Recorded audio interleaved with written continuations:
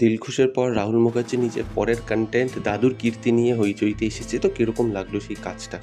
6 এপিসোডের এই কাজ, প্রতিটা এপিসোড ধরুন 28 থেকে 34 মিনিটের ভিতর লয়টার করে। তো আমি স্টোরি ব্যাপারে যেহেতু ছোটো করে বলি, তো স্টোরি দেখা গেছে পরাণ বন্দ্যোপাধ্যায় এবং অনুসুভা দেবী গ্রামের একটি বাড়িতে থাকে। তাদের ছেলেমেয়ে তাদেরকে দেখে না, তাদের কাছে ধনসম্পদ রয়েছে কিন্তু তাদের ছেলেমেয়ে তাদেরকে দেখে না।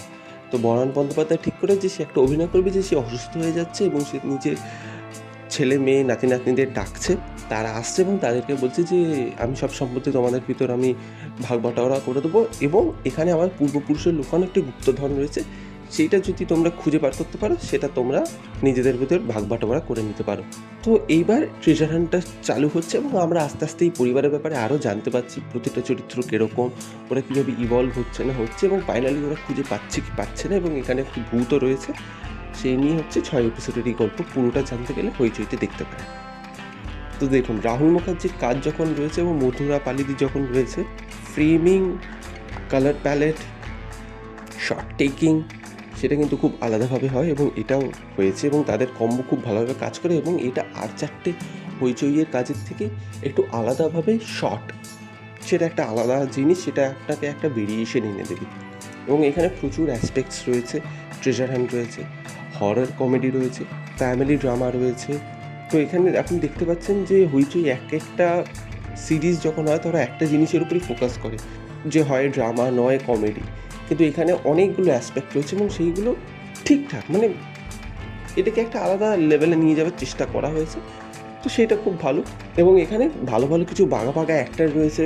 খরাজ মুখার্জি ভয়েস ওভার দিচ্ছে, পরাণ বন্দ্যোপাধ্যায় রয়েছে, শান্তিলাল রয়েছে, কাঞ্চন মল্লিক রয়েছে, সত্যম ভট্টাচার্য রয়েছে, ঋতব্রত রয়েছে। তো অ্যাক্টার্সদের খুব ভালো নেওয়া হয়েছে এবং পরাণ বন্দ্যোপাধ্যায় তো খুব ভালোভাবে কমেডি পুল অফ করেছে। কিছু কিছু জায়গায় কাঞ্চন মল্লিক এবং শান্তিলালের যে কমেডিটা রয়েছে সেটাও আমার জন্য কিছু কিছু জায়গায় কাজ করেছে এবং খরচ মুখার্জির ভয়েস ওভার আমার সত্যিই খুব ভালো লেগেছে, আনডিলায়েবল। তো এইগুলো তো ভালো দিক গেছে এবং এখানে একটা স্কেল দেওয়ার চেষ্টা করা হয়েছে, যেটা অন্যান্য হইচইয়ের সিরিজে না খুব একটা বেশি দেখতে পাওয়া যায় না, একেন বাবু বাদে। যেরকম ধরুন মেজরিটি অফ দি পোর্শন কিন্তু একটা রাজবাড়ির ভিতর শ্যুট করছে ওরা, মানে দেখাচ্ছে একটা জমিদার বাড়িতে ওরা রয়েছে, কিন্তু সেখানেও একটা বেসমেন্ট দেখাচ্ছে, একটা সিক্রেট টানেল দেখাচ্ছে, কোনো উঠোন দালালে শ্যুট করা হচ্ছে, কিছুটা পার্ট জঙ্গলে শ্যুট করা হচ্ছে। সেইগুলো খুব ভালো, সেগুলো খুব ইন্টারেস্টিংভাবে দেখিয়েছে এবং মধুর পালিত রয়েছে, সেগুলো খুব ভালোভাবে শট। তো এইগুলো তো ভালো দিক গেল। এবার আমি যদি খারাপ দিক বলি, এখানে অনেক অনেক বেশি চরিত্র নেওয়া হয়েছে এবং তাদেরকে সাবপ্লটসে এক্সপ্লোর করার চেষ্টা করা হয়েছে।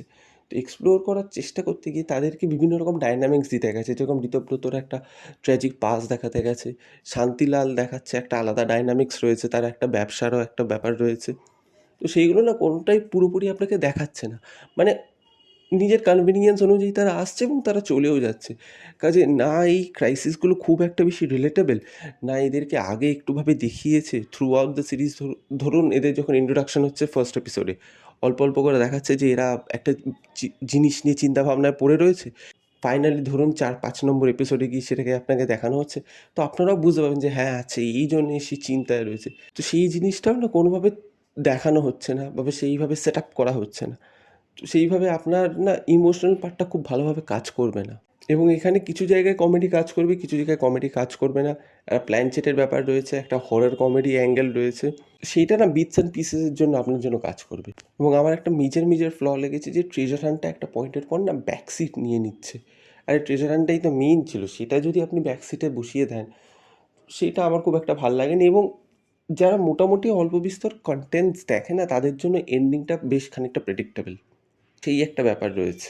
তো হ্যাঁ, এখন যারা খুব একটা বেশি কনটেন্টস দেখে না বা হইচইয়ে যে টার্গেট অডিয়েন্স রয়েছে তাদের জন্য এই কনটেন্টটা কিন্তু খুব ভালোভাবে কাজ করবে। মিডল এজড পিপল যারা রয়েছে তাদের জন্য এই কনটেন্টটা খুব ভালোভাবে কাজ করবে। হ্যাঁ, আপনারা যদি ইয়াং অডিয়েন্স হন বা আপনারা যদি বাইরের কনটেন্ট দেখে থাকেন বা আপনারা এরকম ট্রেজার হান্টের কনটেন্ট আরও দেখে থাকেন, তাহলে আপনার জন্য কাজ করবে না। তাছাড়া আপনারা যদি মিডল এজড হইচইয়ে টার্গেট অডিয়েন্স হোক, আপনার জন্য এই কনটেন্টটা সত্যিই ব্রেথ অফ ফ্রেশ এয়ার এবং আপনারা এনজয় করবেন। তো এই ছিল আমার রিভিউ। আপনারা আপনাদের মতামত অ্যাজ ইউজুয়াল কমেন্টসে জানাতে পারেন। দেখা হচ্ছে পরের ভিডিওতে। বাই।